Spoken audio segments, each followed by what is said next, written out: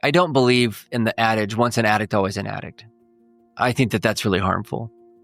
To me, that's like saying, once a baby, always a baby. I mean, we grow, we change, we're constantly evolving. And we're gonna change and grow in one direction or another, but we're always growing and changing. We're not against eroticism. We're not against people having really fun, exciting sex and doing sexual things with their partner. It's just that when the couple shares together in the context of a much bigger, more rich relationship, then it really doesn't do the damage that secretive sexual behavior does. I just want people to have hope. I just want people to know that just because this has happened doesn't mean that the relationship is beyond repair. Even if it's happened multiple times, I just want everybody to be able to breathe and slow down and assess and make sure you're getting the right kind of support. 1, 2, 3, 4.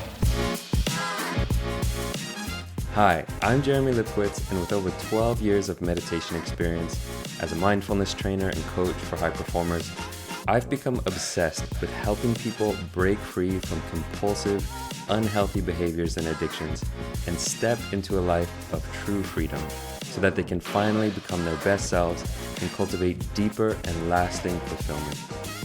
I've created Unhooked, the Breaking Porn Addiction podcast, to give you simple, actionable, step-by-step strategies to master your mind and optimize your life. This is Unhooked. Welcome back to the Unhooked podcast. Today's episode is one that I think everyone needs to hear, and I mean everyone.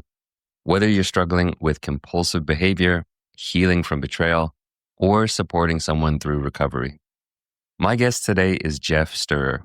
He is a licensed marriage and family therapist with over 25 years of experience working with couples impacted by sexual betrayal and compulsive sexual behavior. He is the creator of Courageous Together, an innovative betrayal trauma recovery program for couples, and the co-author of the powerful book, Love You, Hate the Porn. Geoff is also the co-host of the From Crisis to Connection podcast and a leading voice in the field of betrayal trauma healing. In this conversation, we dive deep into the topic of porn-related betrayal, why it's so damaging, why it's often misunderstood, and most importantly, how couples can rebuild trust and intimacy after it's been broken. Geoff breaks down the stages of healing, the importance of full disclosure, and why traditional marriage counseling often misses the mark when it comes to betrayal trauma. You'll also learn why betrayal trauma is not just about porn or sex, what betrayed partners most need to hear and what not to say, and how couples can turn a painful crisis into the foundation for deeper intimacy and connection. This is a powerful, pragmatic, and hope-filled conversation that offers both accountability and compassion. If you find this episode helpful, please take a moment to subscribe, leave a review, or share it with someone who might be going through a similar struggle. It really helps this show reach more people who need this kind of support. And now, without further ado, please enjoy my conversation with Geoff Steurer. All right, ladies and gentlemen, welcome back to another episode of the Unhooked podcast. I'm your host, Jeremy Lipkowitz. Today, joined by Geoff Steurer. Geoff, welcome to the show. Oh, thanks so much for having me. It is an honor to have you on. I mean, you are someone in this field who just has so much experience. You've been in this field for over 25 years, which is, I feel like I was actually still way deep in my own addiction 25 years ago. I guess, what was it 25 years ago? Yeah, I was a young boy 25 years ago, watching porn on a regular basis. So the fact that you've been working in this field for so long, I'm really excited to dive into some of these topics with you. The place I'd like to start with you is really just to understand what drew you to this line of work. Was there something that drew you into this? Well, it's interesting. I finished my degree in the late 90s, early 2000s, and began working with families with children. But the parents that were coming into my office were dealing with a lot of sexual betrayal, and this was around the time in our world where a lot of people were getting more access to the internet. High-speed internet was starting to show up in homes in the early 2000s. Then social media, 2005 was, YouTube. I mean, it was basically my career sort of converged in a way with the internet. And the stuff that people were coming in for help really revolved around sexual betrayal in large numbers. And especially in the area where I lived, it was a rural area. And so it was difficult to get into trouble in town, but it wasn't difficult to get into trouble on the internet. And this was something that a lot of it was a very small ranching community. And all of a sudden people were coming into my office doing things that, that they probably never would have done had the internet not existed. And so the demand was really there. And then I've certainly, as a young person, had my own experiences with pornography when I was 8 years old. And I was familiar with it and how it affected my life and the impact that it's had on my thinking and so on. So I was very, very much aware of some of those challenges and basically a real sensitivity toward those who struggle. Like, I certainly don't judge anyone who struggles with this and then it became more and more available, more ubiquitous and accessible and free and just kept blowing up. And so the demand, at least in my practice, couples weren't just coming in talking about we can't communicate. It was really around betrayal.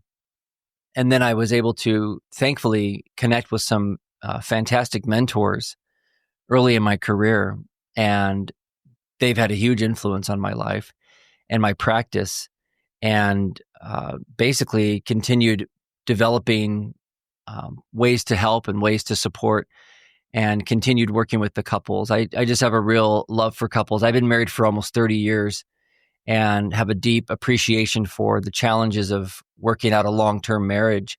And then you throw in all these other challenges. And it's something that I feel passionate about, helping couples not just live together and survive this, but really learn how to thrive. Beautiful. And it's something we're going to dive into on the podcast today, is really exploring relationships and what it takes to build a thriving, happy marriage, even after betrayal.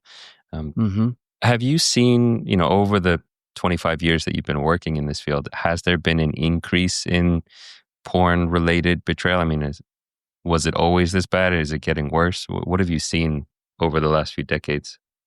Yeah, I think I don't know in terms of, I mean, my work and my practice has been very steady with that because there's just a need for it. But what I see happening is that there's just more ways to access sexually explicit material. So back again, when I started, it was dial-up modems and images mostly, because that's really all the computers could handle.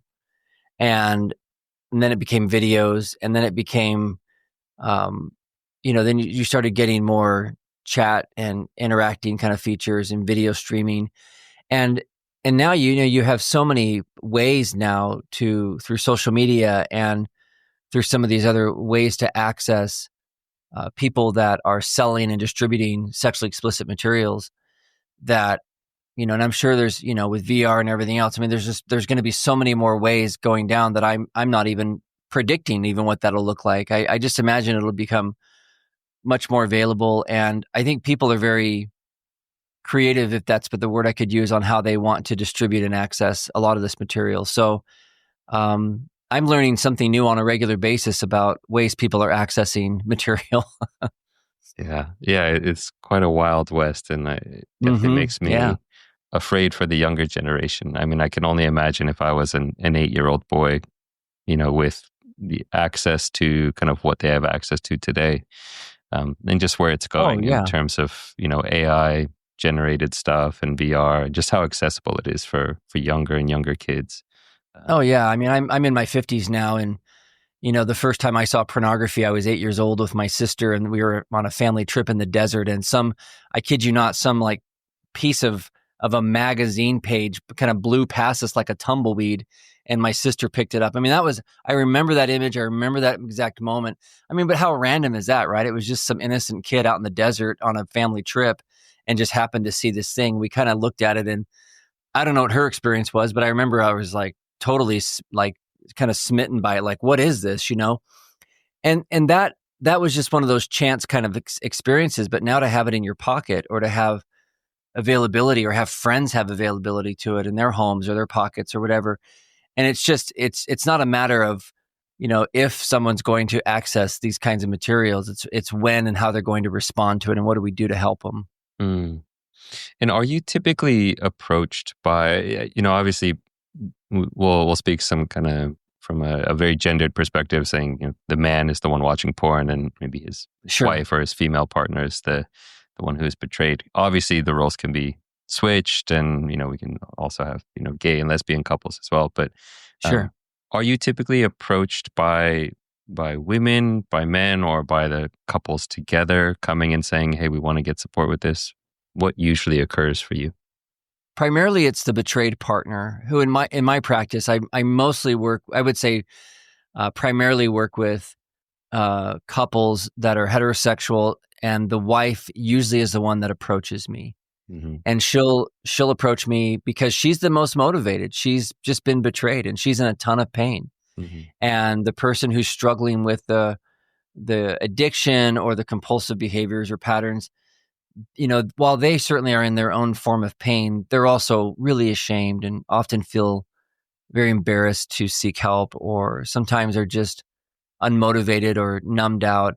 And it's most often the betrayed partner that will contact me and want to get things started. And my hope is to engage both people in their own recovery processes and help them learn how to work on this individually and together.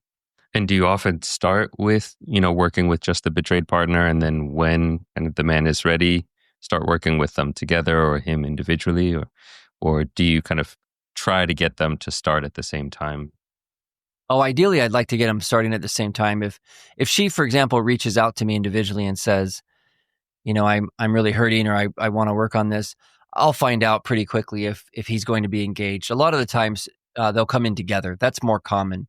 Mm-hmm. But if she does come in by herself, my hope is that the next appointment will be with him alone, and then we can then meet together. And the tricky thing is, a lot of people will come in as a couple thinking that they're automatically just going to start couples therapy. And I discourage them from jumping right into working on the marriage right out the gate. Even though there's a lot of things we can do to help support them as a couple, it's not going to look like traditional marriage counseling. So what does it look like? I mean, you say that you typically don't recommend them to go straight into kind of marriage counseling. Is it more individual healing that happens at first? Yeah, and maybe I'll back up a second. The reason I talk about it this way is because there's this concept of mutualizing that happens for for good marriage counseling to work. Let's say just your standard couple that comes in after struggling with communication difficulties or other challenges, garden variety challenges in their marriage.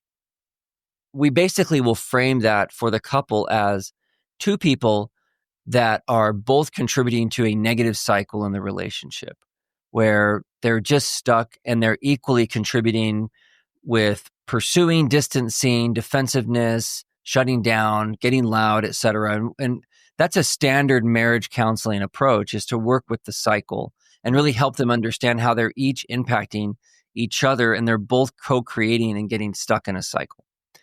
And that's all based on the idea that they're coming in equally responsible for the struggles in the relationship. When you're dealing with a secret betrayal, when you're dealing with one person who has been viewing pornography secretly, acting out sexually secretly, they're actually in a position of power over the person who's being betrayed, because they have secrets, they have information that's unavailable to the other person. So there's not an equal balance now. And so if you came into that session treating it like, well, you both just need to do these things to strengthen your marriage, you're basically saying that the betrayed partner is responsible for all the challenges that are going on with this sexual acting out, which is completely not true. The person who's been betrayed had no idea this was going on in most cases. And if they did know that it was going on, they're powerless to stop it from happening. And it's 100% the responsibility of the person who's struggling to recognize the impact that they're having on the relationship. Mhm. And the betrayed partner's job is to understand what's happening in response to all of this and what we can do to help create safety and stability for their emotions and help them basically understand what they want to do in the face of all of this. So we start off recognizing that there's an imbalance that has to be balanced out. And the way it's balanced out is by the person who's acting out to decide if they want to stop acting out.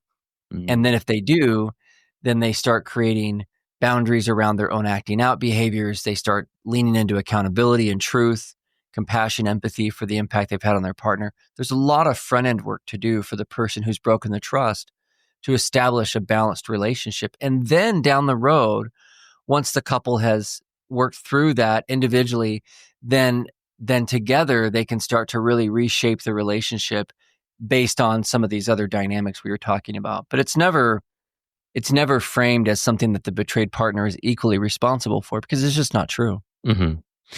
How do you approach the situation? Because I know there are many men who don't really fully understand the depth of the betrayal.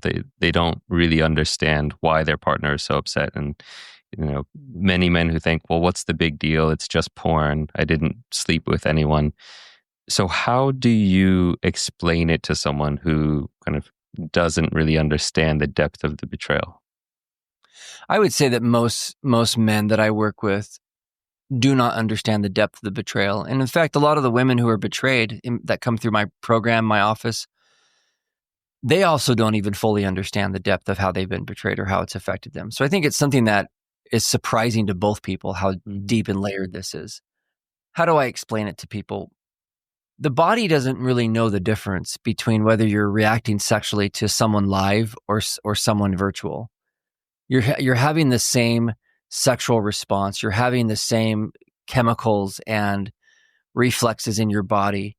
And the biggest part of where this is an injury for the partners is, to a degree, and I can't speak for all partners, and every partner is going to respond differently, but in general, most betrayed partners, especially in 2025 now, at some level understand that pornography is going to be a temptation, right, at best, or a struggle for a lot of people, especially for a lot of men. And they understand that this is out there and that there's this ongoing threat, if you will.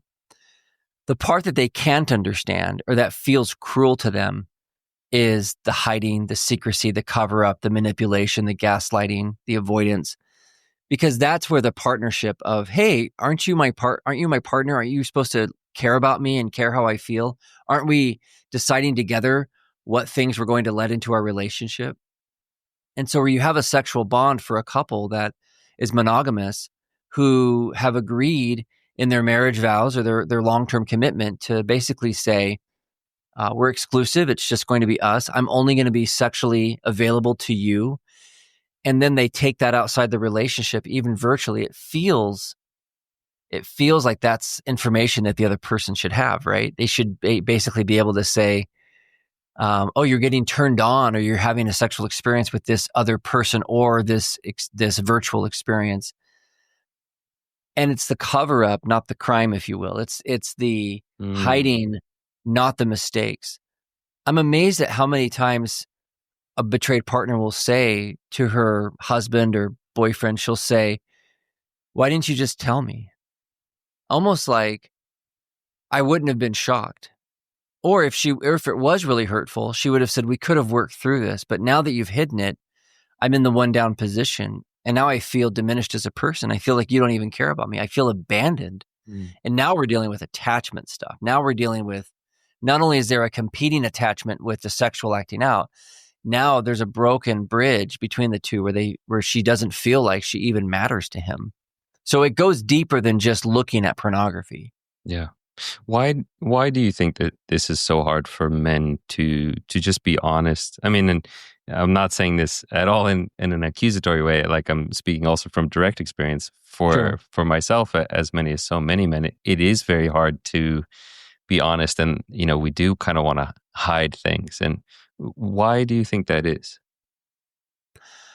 Well, I just think that, as a human being myself, we all have sexual shame. All of us, whether it's cultural, religious, family of origin, family systems. Most people that look at pornography are not doing it openly.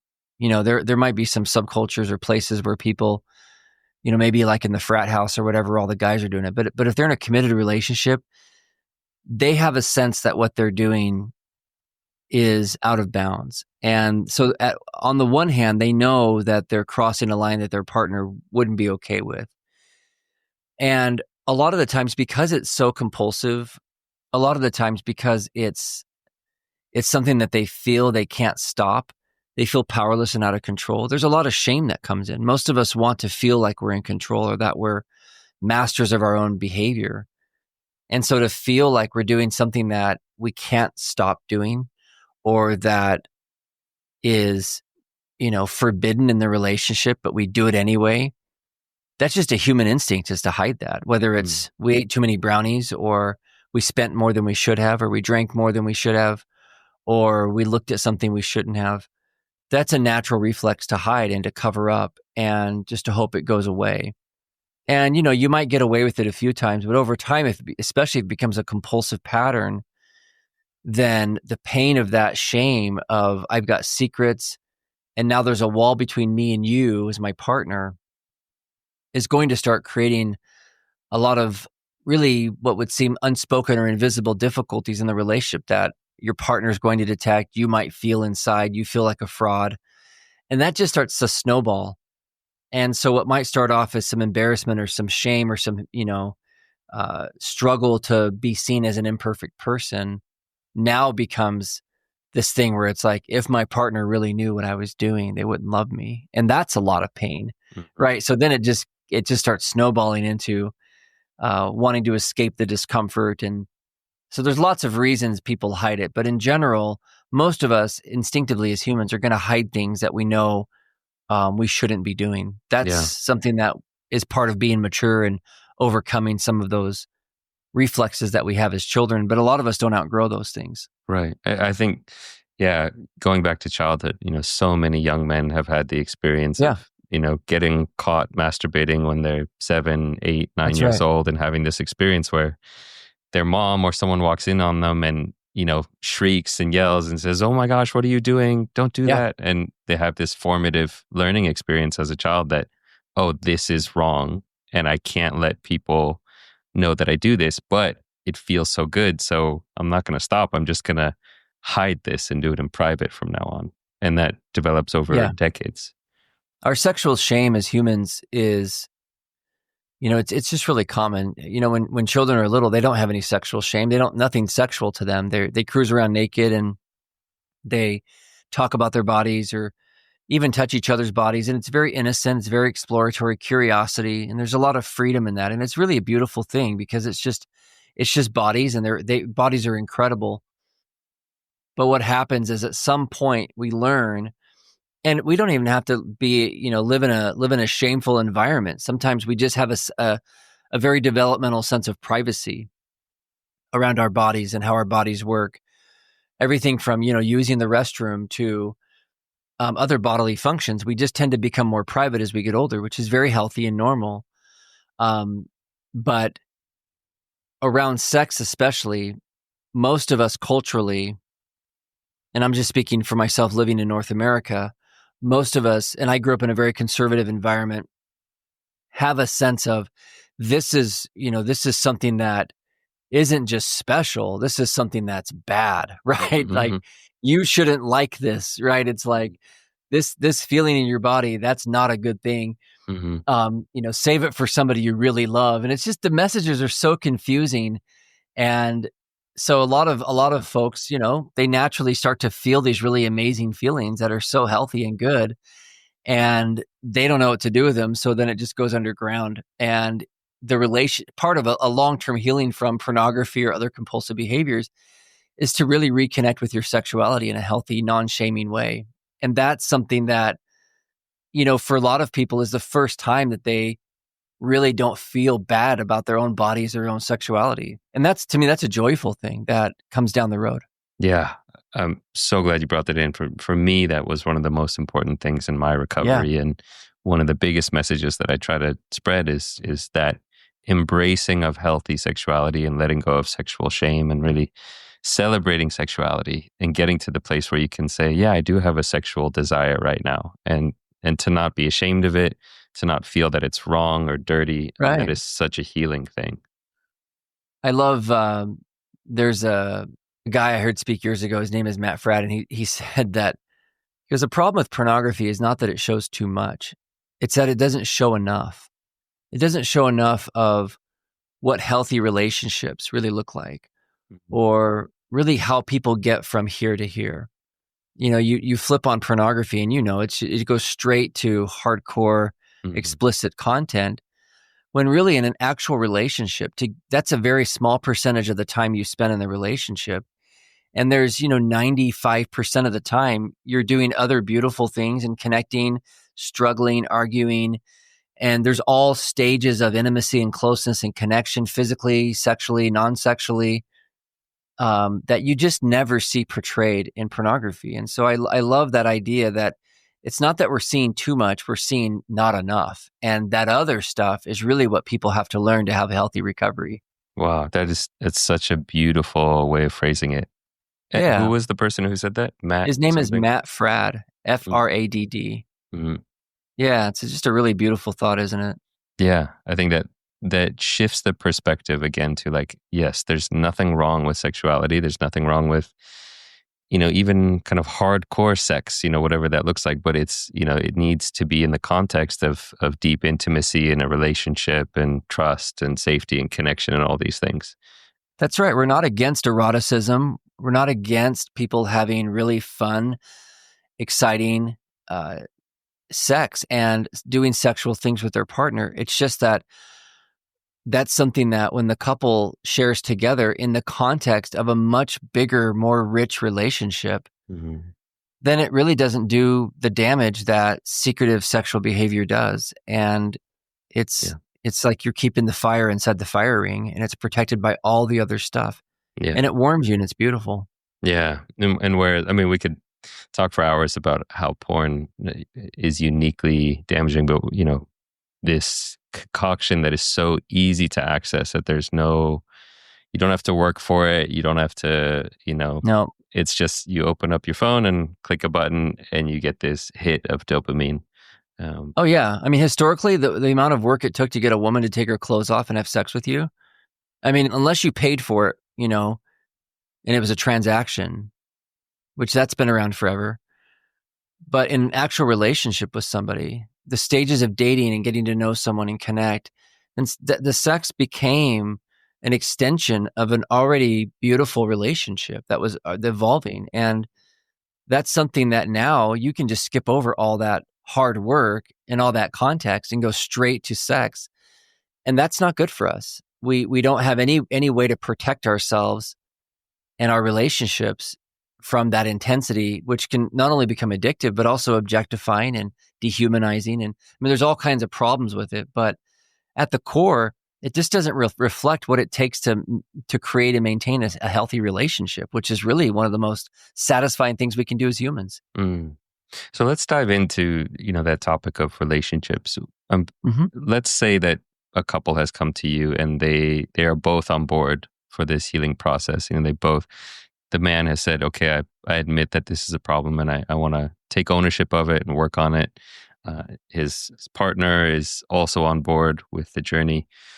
What does the early stage of that healing look like as compared to maybe a later stage of the healing? Are there certain phases or stages that people or couples go through? Yeah. Yeah. And I've broken all this down in my work because it is a very overwhelming journey. Most people, again, like I said earlier, want to rush right into fixing the marriage. And my job is to slow that way down, not because I'm trying to drag it out or because I'm trying to complicate it. In fact, I'm trying to simplify it and save them a bunch of grief down the road. One of the first things I'll do, especially with a guy who comes in and says he wants to work on this, is I'm gonna tell him how much I respect him for his willingness to confront himself and this issue. And I think it's important for any guy who's going to work on this to understand how brave this is, how difficult this is, and really let him know that, he's probably not going to hear that from his partner, and he needs to know that what he's doing is really courageous and important. The betrayed partner generally can't celebrate or cheer on or, in some way support him in his journey early on because she's, trying to cope with the betrayal and all the fallout from that. So a lot of the early work is helping each person really understand their unique tasks that they need to do. For him, the first task is for him to really get honest with himself and decide whether or not he even wants to continue this or not, this behavior, and start working on what we might call sobriety, start working on putting boundaries and injunctions around his behavior. And then also learning how to have compassion and empathy and accountability for his partner, tell the truth, start getting real and honest about where he's been, what he's done. I might have him start working on a full disclosure so that he can start really telling the truth to himself and to his partner. What would And that for the look like? betrayed, I'm sorry? What would that look like? You said you'd have him start working on a full disclosure. Is that kind of a written process? Is it a more formalized structure? Mm-hmm. The formal disclosure it's a formal exercise that he does where he goes through and writes out his whole story. And I generally will have him start from, for most guys, again, it's going to be childhood. Start from the beginning of when he really started to struggle with sexually explicit or sexually compulsive behaviors. And even though some of those things, may have been sporadic or, not a big part of his life when he was younger, it's still part of the pattern. And it's important for him to tell his story first to himself and get honest about it. And then put everything down in a way that organizes, this is where I've been, this is what I've done, this is everything that I should have been talking to you about, but I didn't. And really it gives her a chance to really, it's a way of reestablishing unity. It's a way of reestablishing power in the relationship, of putting them both on equal footing so that where he might have had this much information and she had this much, it levels it up so that they both have the same amount of information. And it allows him to release a lot of that shame and guilt of hiding from her, of the dynamic of her having to pull the information out of him. So now he's the one bringing it to her. So there's so many benefits. And yes, it's a written document. It's something that he'll sit down and read with her in a formal session. I generally recommend couples to do this with somebody who has some training in working with disclosures. This is not something I recommend you do on your own, just by yourself. A lot of people will already have discovered some information. There will already have been some kind of a disclosure, whether somebody gets caught or they come forward with it. But the story is generally not complete. Mm-hmm. And for real healing to take place, you have to be able to shine light on everything, not just on parts of things. Mm-hmm. And then the betrayed partner, their tasks early on are usually involving safety stabilization because they're dealing with betrayal trauma. They're dealing with an injury to the bond, an injury to the relationship. And so like post-traumatic stress disorder, it's going to dysregulate their emotions, their bodies, and they're going to have a difficult time getting their emotional balance and even physically. And so much of the work early on is helping them stabilize and then really start to understand what do they want to do. And a lot of times they aren't sure if they want to stay in this relationship or how they want the relationship to look, how close they should be, how far away. And so much of that work early on is really helping them brace themselves and prepare themselves and reinforce themselves to go on this healing journey for themselves and with their relationship. And so they have very different tasks early on.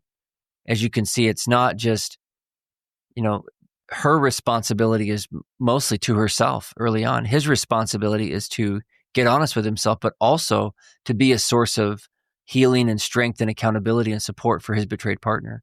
So there's a lot of moving pieces there that have to come into place for the couple to be set up for long-term success. Yeah. How long does that kind of phase typically go for? I mean, I imagine months to a year, kind of really setting the foundation. What do you see with your clients? Yeah, what I see matches what's been researched, and there's been research on this, and most couples find when they're doing this process together and they're both working their own recoveries and working together as a couple, by 18 months to 2 years, in that range, betrayed partners will say that they mostly trust their partners that hurt them.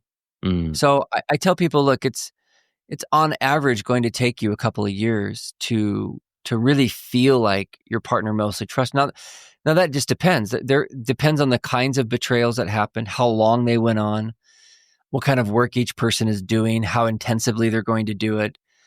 It can depend on a lot of factors, and there's every case is different. I've seen that number, double, where it's been a really difficult journey to get back to trust, and I've seen it also happen much quicker. But the thing is, it's definitely not going to happen in a weekend. It's not going to happen in a month. hmm And anyone who thinks that this is something that they can apologize for once, or a betrayed partner can just say, I'm just going to forgive him, it'll be fine. Generally, it's going to take longer to really understand the impact that this has on each person individually and on the relationship. And especially where if there's been a compulsive or addictive behavior, that's not something that's just going to go away immediately.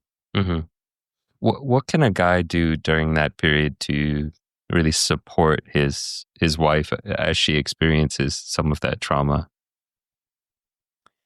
Truth and empathy. And the truth is, again, really learning how to face his own story. If he can't face his own story and even be honest with himself, with a therapist or with a group, and really just tell the truth about how bad it really was, what really was going on, how entrenched it was, or how much of a struggle it was, then he'll have a hard time being a support to his partner, because he'll consistently send her signals that it was different than it really was. And she just wants the truth. Mm, And so telling the truth is really important mm, in the beginning and throughout the process. mm, And the empathy, I think, is one of the harder things to learn how to do. One, because a lot of us as men culturally, we're not really taught how to do empathy, and we're often not shown a lot of empathy. There's not a lot of emotional intelligence that we're encouraged to develop, and to be able to take the perspective of another person without fixing it or feeling ashamed or making it about ourselves, blaming others, blaming ourselves, to really sit with someone in their pain is a skill that has to be developed. And thankfully, it can be learned. But most guys feel bad for what they've done. Most guys that I work with, they're not sociopaths.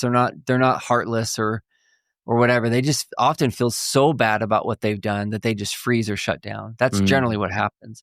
So much of the work I do is not because they're just a bunch of jerks who don't care. It's that they are so overwhelmed with their own grief, their own sadness about how they've hurt their partner, looking at their own life, the embarrassment, the overwhelm is so strong that they effectively and unintentionally abandon their partner emotionally, because they've just collapsed in on themselves. mhm, And they're, in a way, their partner is like, where did you go? I'm over here hurting, and you're over there licking your own wounds. You're over there taking care of yourself. You're avoiding me. You're just, you're feeling bad about yourself or telling me what a terrible person you are. Like, none of that's helpful to the betrayed partner. And so a lot of my work is to help the guys really learn how to engage and stay in their hearts and manage mm. their own feelings of overwhelm while being there for their partner. It's not easy at all, Yeah. but it's something that can be learned. How do you do that? Like, are there different strategies or tools or techniques that you can, give to guys to help them step Yeah. into that kind of courageous place? Yeah. Well, what's interesting is, going back to the disclosure discussion, I think the disclosure is one of the most effective ways for guys to learn how to regulate their own bodies and get into compassion, get into empathy. Because, for example, if I'm telling my story about the worst things I've done, and I can feel and care about the way that this affects my partner who I hurt. So I'm writing this down, I'm talking about it, I'm thinking about it. And I'm sitting with it and I'm going, wow, that must have been really hard for my partner. Look at how much stuff I've done. That's the beginning practice, if you will, for learning how to sit with all that discomfort, to sit with this information and not disappear. So disclosure is a great place to practice empathy for yourself and compassion for yourself and extend that now to your partner.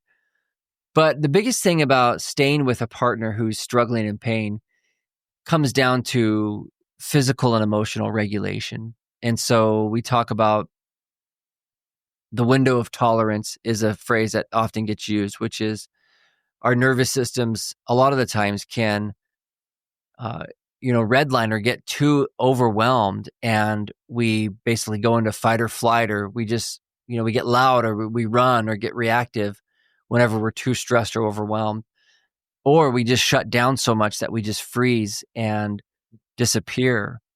The idea is to be able to learn how to live in this balanced area in between those two, which is about being able to sit with discomfort, our own or other people's, and learn how to stay with that and not run away from it or run toward it or shut it off, but really learn how to just sit with that. And that's a skill that has to be learned. And mindfulness, meditation, those kinds of things can help you practice it, writing out your disclosure, sharing it, practicing it. This is a big part of why groups are so powerful, because it's a place you can practice sitting with discomfort with support and acclimating your nervous system and your body to dealing with really intense feelings and emotions. Yeah. I mean, I resonate so much with all of that sitting with discomfort is beneficial, not just for the recovery process, which is really helpful for recovering from the addiction of learning how to be with what's uncomfortable without needing to numb out or escape or run away, but also beneficial in healing relationships and learning how to go into difficult conversations and Totally go to scary places in conversations without running away from it or shying away from it. Yeah, my hope for couples is that they can learn how to do the work of talking about anything, where they can bring up any topic and essentially learn how to sit with that discomfort and trust that they're not going to die or lose each other, and that they can stay in this dance together. And that's a skill that a lot of couples don't have. A lot of couples, I would say, there's certainly some couples that just fight all the time, but most couples just avoid. Mm-hmm. It's just uncomfortable. Yeah. I mean, it's a very human response to want to run away from pain and 100%, run towards comfort. Yeah. That's right. Yeah. What do you wish more betrayed partners knew about their partner's experience of addiction or healing? This is a really tough question, because a lot of betrayed partners early on, they're stuck in this dilemma of, I want to know exactly what's going on with him, but I also don't care what's going on with him because I'm hurting so badly, right? So there's this tension they're feeling. Most betrayed partners, in my experience, blame themselves when there's sexually explicit material that's been consumed, or there's another person. Any form of sexual acting out is going to feel so deeply personal to a betrayed partner that they're naturally going to question themselves. Was I not enough? Was I not pretty enough, skinny enough, sexy enough, available enough?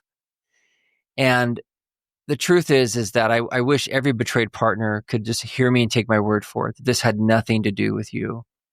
It absolutely has nothing to do, meaning that it wouldn't have mattered how much or how little or how whatever you were of any of these categories, that struggling with sexually compulsive or addictive behaviors is about emotional mismanagement.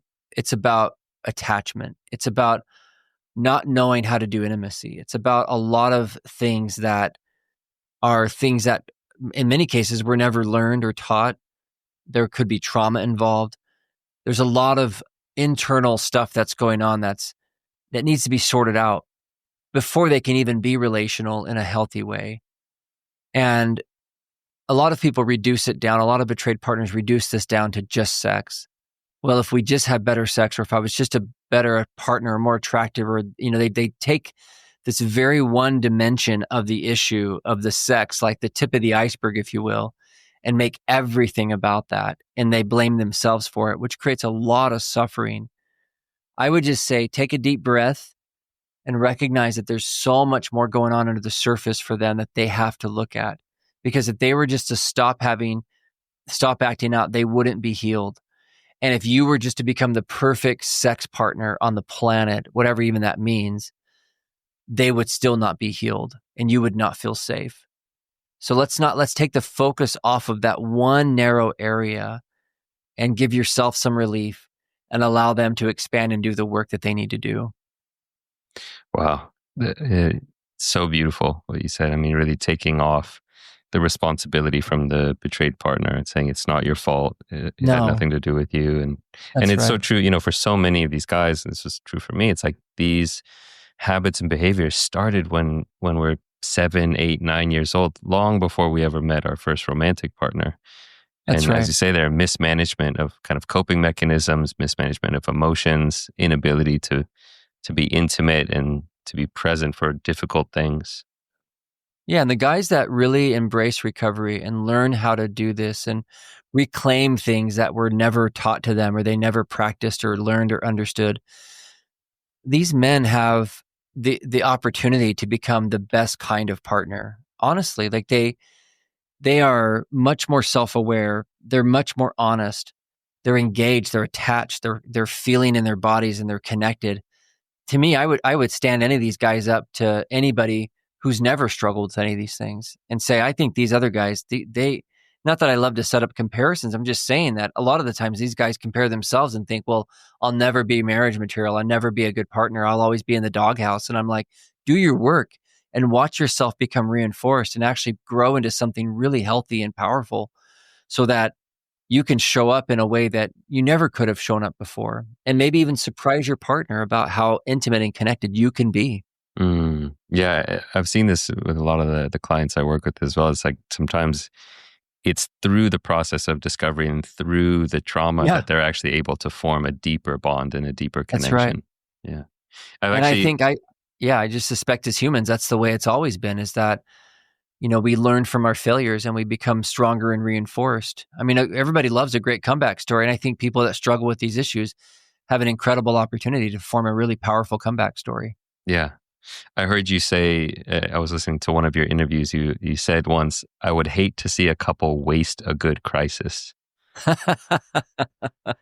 Yeah, I believe that. I as much as I don't want to wish a crisis on anyone, I know they're inevitable. And whether it's going to be around this issue or something else, I want couples to lean into it and embrace the opportunity because that's the only way we grow. I mean, that is the arc of every story, Star Wars, Harry Potter, every story that's beloved by millions of people.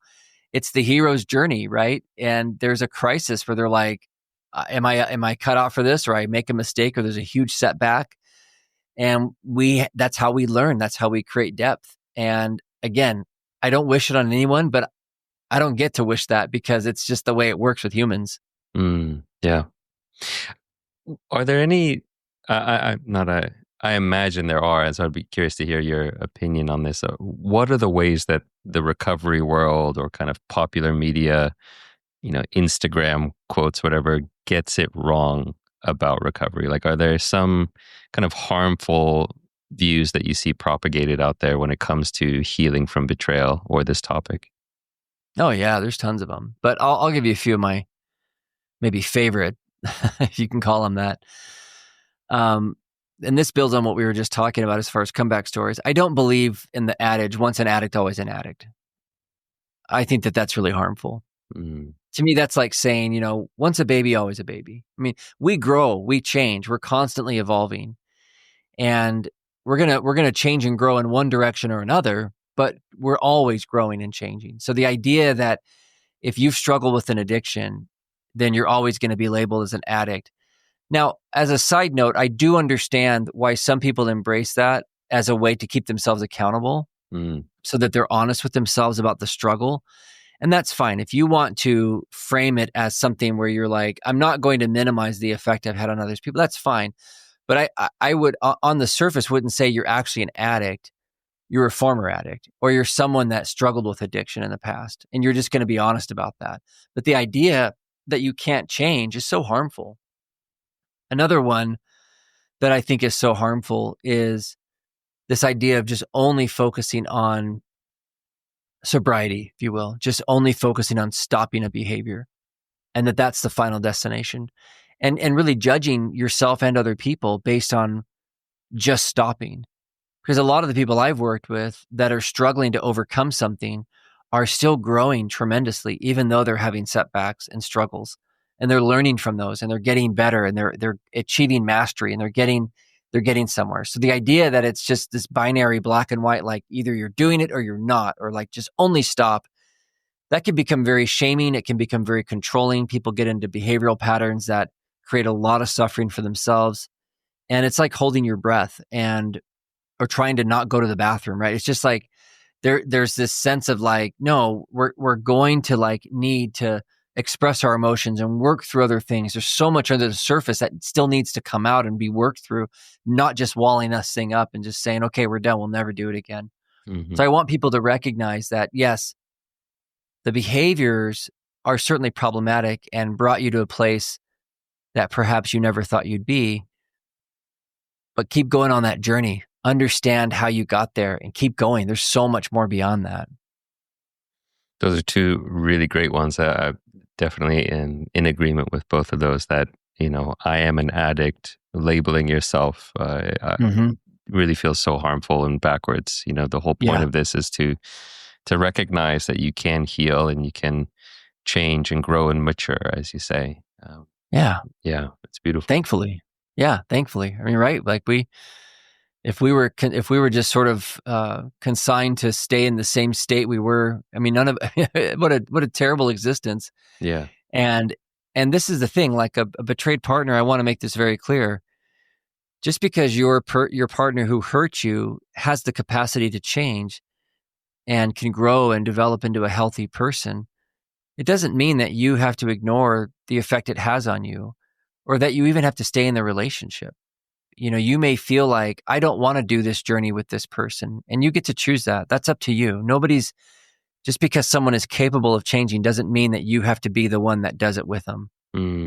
Now, most partners that I work with, especially if they have a history together and children, and they're working through, most partners want to see if there's a way they can make it work, because there's so much at stake. But it has to work in the right way, meaning that it's going to build and grow and be safe, and it's something that they need to have some reassurance that this isn't going to be their life with this pattern. In the couples that you've seen successfully kind of rebuild trust and rebuild intimacy and move into that better place, what do you see about those couples? Are there certain characteristics that they have, or things that you're seeing in their dynamic?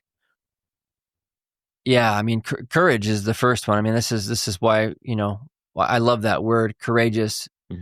They're both willing to have the hard conversations. They're both willing to look at things that are deeply unpleasant in themselves and in the relationship. And I think that there's a tremendous amount of what's the word? Reinforcement that happens where each person is deeply doing their own work to get themselves regulated and grounded. If you just have one person who's doing the self-regulating and the co-regulating, with each other, like if you only have one person who cares about that, it's not going to work. Both people have to learn how to regulate their nervous systems. Both people have to learn how to regulate their emotions, ask for what they need, identify needs and wants. Start setting boundaries. If both people are doing that work, they're going to find each other and build something much more sturdy than if one person's just waiting on the sideline, tapping their toes, waiting for the other person to get better. And I've seen that go both directions, where the person who broke the trust feels like, well, I've done everything I can. I'm just going to wait and see, if they decide they, and it's like, it doesn't work that way. Both people have to be engaged, because there's so much work. But that's the challenge. Most people don't know, well, what am I supposed to do? How do I do this individually, and how do I work with us? Like, there's these 3 recoveries, and how in the world do we synthesize this? That's such a challenge for people. Yeah.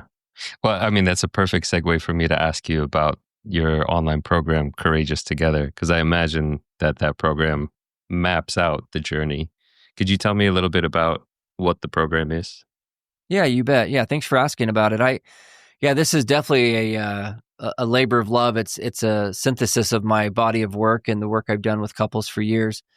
And yeah, I worked with I worked with an illustrator, a brilliant illustrator from the Netherlands who took my work and put it into a map and this journey. And I walked him through. I spent some time talking with him for hours, walking him through the journey of the couples individually and together. And we created this map together that really is a depiction of what each person's path looks like and how those paths converge in a couple's relationship as well, to do it safely in a betrayal trauma sensitive way, in a way that's not shaming for the I call it the recovering partner who's trying to heal from their own addictions. And and this is all put into an app. And in the actual program, I'm inside the program supporting couples, answering questions, live calls, helping couples navigate this map. But the map itself is just so helpful to organize this journey so that everybody has their own part to work on while they're trying to work together. I imagine that visual representation of kind of going on a journey and seeing kind of where you are in the map could be really helpful to not feel lost and overwhelmed, because this can be such an overwhelming process for both partners, that to have Precisely. a map kind of gets you grounded and centered. And yeah. Yeah, and it's drawn like a cartoon. So it's less threatening. You look at it and it's like your defenses go down because you're looking at these characters walking on this journey, and you can look at it instead of this really complicated diagram. It's just like something, you'd pick up and figure out how to hike, in this national park or whatever. Like, it looks very much like a map on any journey. And each stage of the map, there's dozens and dozens of tasks inside each level of the map for the couple to work on individually and together, with exercises and stuff they do individually and together. That's beautiful. It kind of gamifies it a little bit, but also turns it a little bit Yeah. into like the hero's journey. Like, okay, Yeah, I'm exactly. on an adventure, and this can Yep. be fun or exciting in a certain way of like, hey, we're growing, we're challenging ourselves to be our best. Yeah, and it gives them a common language and a common measuring stick, if you will, for understanding where they are and where they are together as a couple. And when they reach a certain level in the program, I encourage them to really check in with the other person and say, "Hey, are we synced up? Are we basically arriving at this intersection together so that we can?"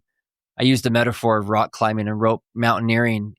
Are we ready to rope up together and do some more advanced stuff where we take on some more steep pitches and so on? Because the couples work does feel treacherous as you take these risks and start to belay each other. And I use those metaphors because if you've ever climbed, there's a lot of trust that's involved, and it's sketchy. It can be very dangerous at times, and couples need to have a lot of confidence in themselves and in each other that they can navigate this. And the couples can learn how to do this stuff. Most of us weren't taught how to build deep, intimate connection, and that's really what I want for people.